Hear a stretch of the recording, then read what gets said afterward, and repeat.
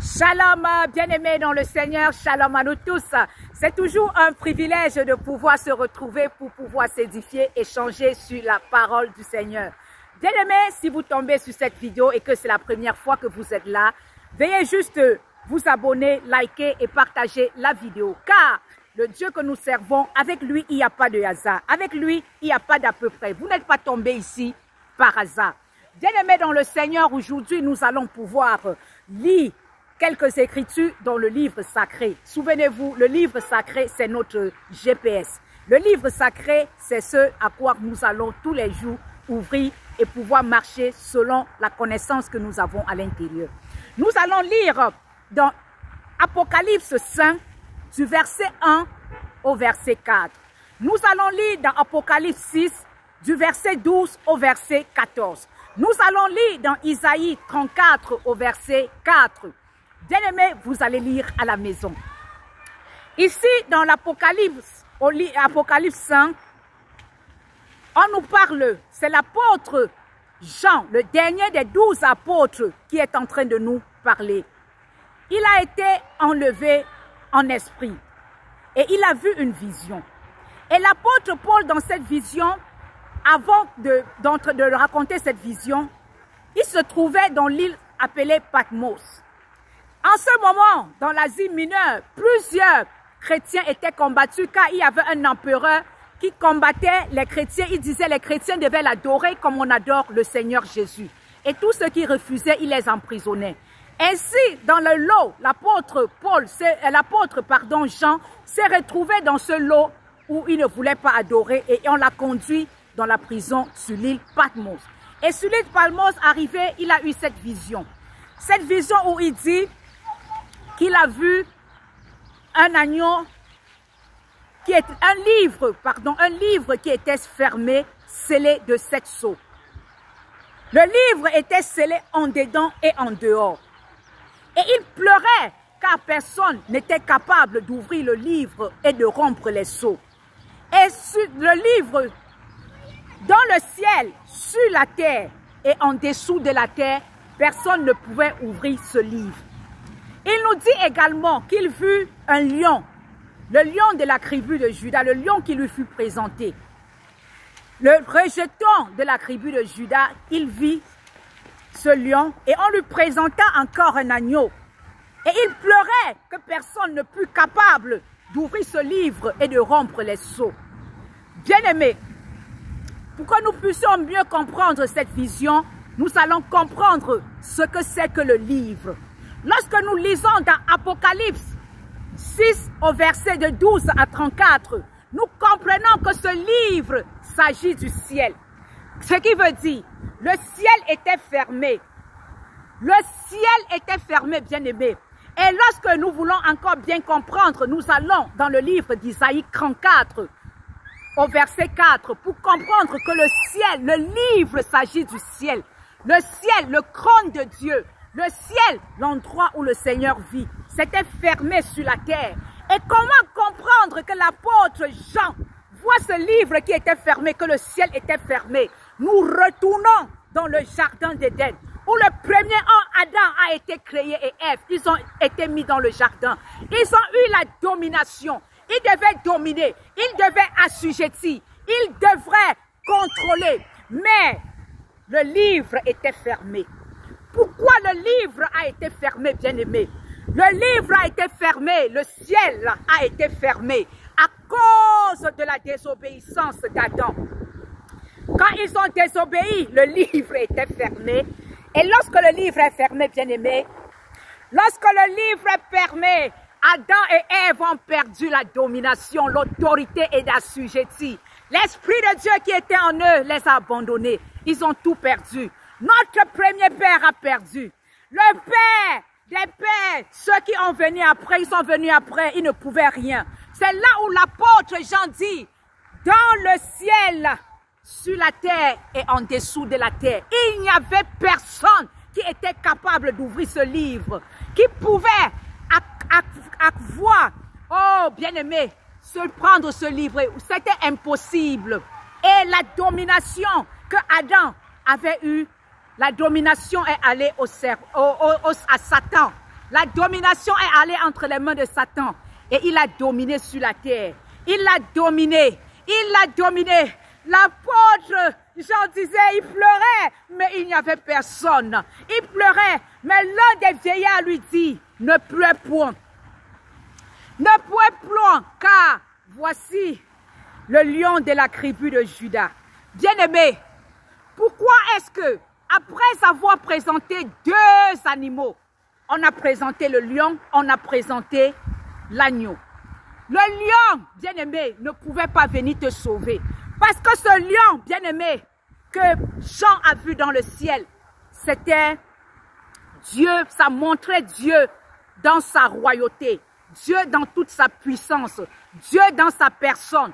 Bien-aimé, Dieu ne pouvait pas, à cause de la désobéissance d'Adam, à cause de la chute de l'homme, venir lui-même sauver l'homme dans son identité de roi, dans son identité de roi des rois, dans son identité de Seigneur des seigneurs. Il ne pouvait pas venir nous sauver dans cette identité. C'est pour ça qu'on dit, voilà l'agneau. Oui, c'est ça. Lorsque Jean-Baptiste l'a vu, il a dit, voilà l'agneau de Dieu qui ôte le péché du monde. Dieu, la Bible dit qu'il s'est dépouillé. C'est ainsi que le roi, le Seigneur, Yahvé, Dieu créateur, Dieu tout-puissant dans son amour, il a envoyé son fils unique. Il s'est dépouillé lui-même. Il a enlevé ses vêtements royaux. Il a tout enlevé. Il est venu comme un agneau. Il est venu et il est allé à la croix, bien-aimé. Et il a parfaitement accompli l'œuvre de la croix. Il n'y avait personne pour te délivrer. Il n'y avait personne pour te restaurer. Il n'y avait personne pour se réconcilier avec le Dieu vivant. L'autorité que tu avais perdue, bien-aimé, d'assujettir, de dominer sur Satan et ses démons, de dominer sur les marabouts, sur les charlatans, sur toutes ces fausses choses du monde, c'était perdu. Le ciel était fermé, le livre était fermé. Qui pouvait ouvrir et de rompre les 7 sceaux? C'est ainsi, bien-aimé, dans l'Ancien Testament. Vous allez voir, oui, dans l'Ancien Testament, il y a un jeune, un homme qui a vu le roi en train de pleurer. Il a vu le roi Saul. Il pleurait. Oui, voilà les Philistins avec Goliath qui sont en train de combattre le peuple. Qui pouvait les sauver? Qui pouvait sauver ce peuple? Bien-aimé, il y avait un jeune David dans la forêt. Un jeune David qui avait tué le lion et les ours.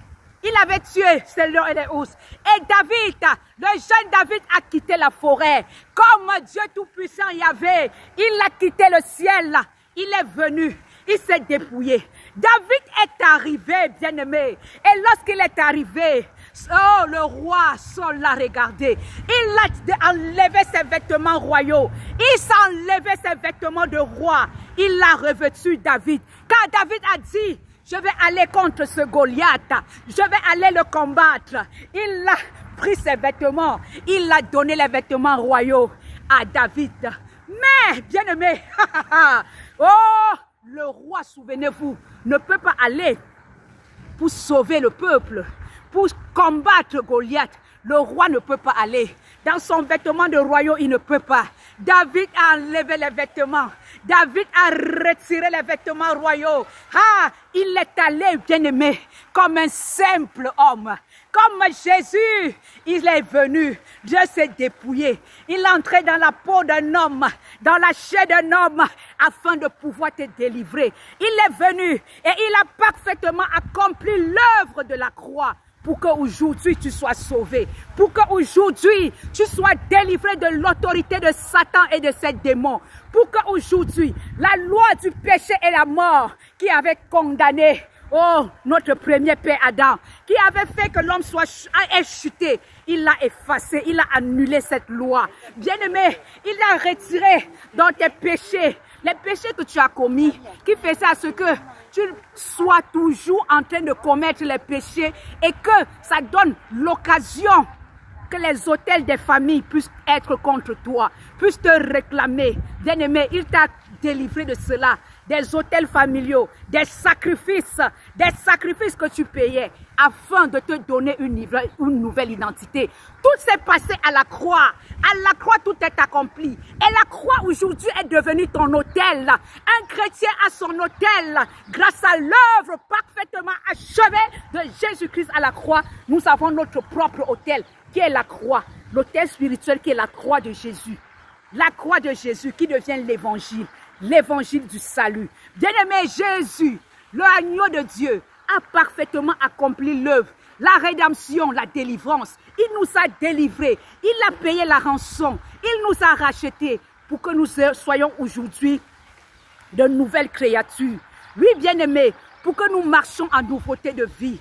Oh, bien-aimé, j'aimerais te dire aujourd'hui, ta délivrance passe par la croix. Car c'est à la croix que l'Église est née. Sans la croix, l'Église n'existe pas. C'est à la croix que l'Église est née. Ta délivrance passe par la croix. Ton miracle passe par la croix.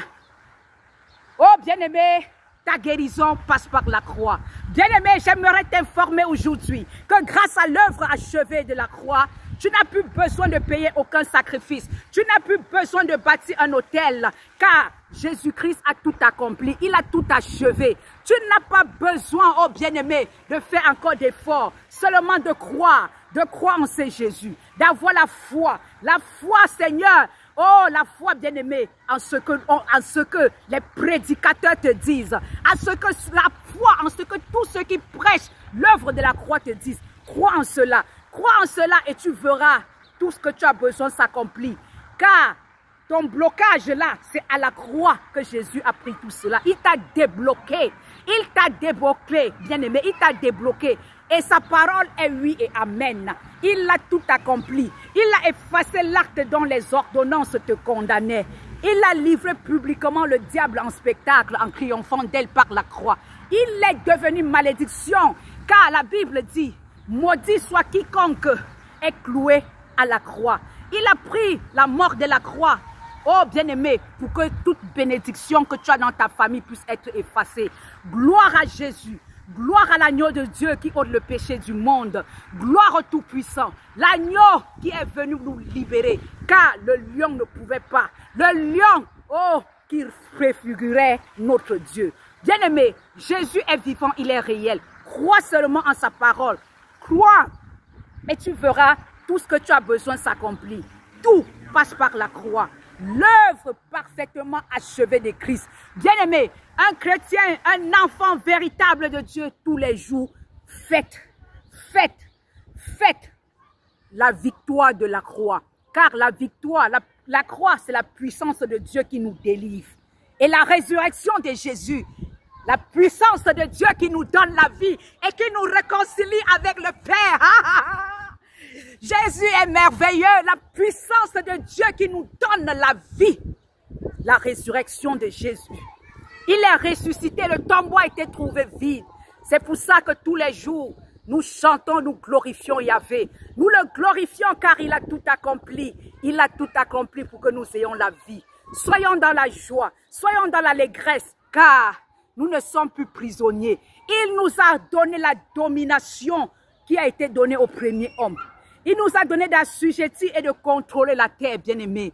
Ne soyons plus dans l'ignorance. Ne soyons plus sous l'effet de ces fausses personnes qui se disent pasteurs, évangélistes, prophètes, apôtres.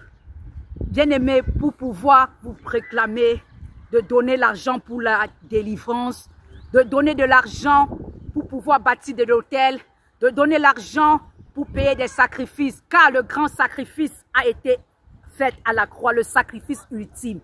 Bien-aimé, tu peux encore avoir des petits problèmes et nécessités qu'on prie pour toi pour la délivrance. Mais cette prière est gratuite et ça se fait par des serviteurs, des gens qui ont eu l'appel au Saint-Ministère. Ou même un simple chrétien peut prier et tu obtiens ta délivrance. Ça dépend de tout cela. Bien-aimé, ouvrons les yeux. Arrêtons d'être ignorants.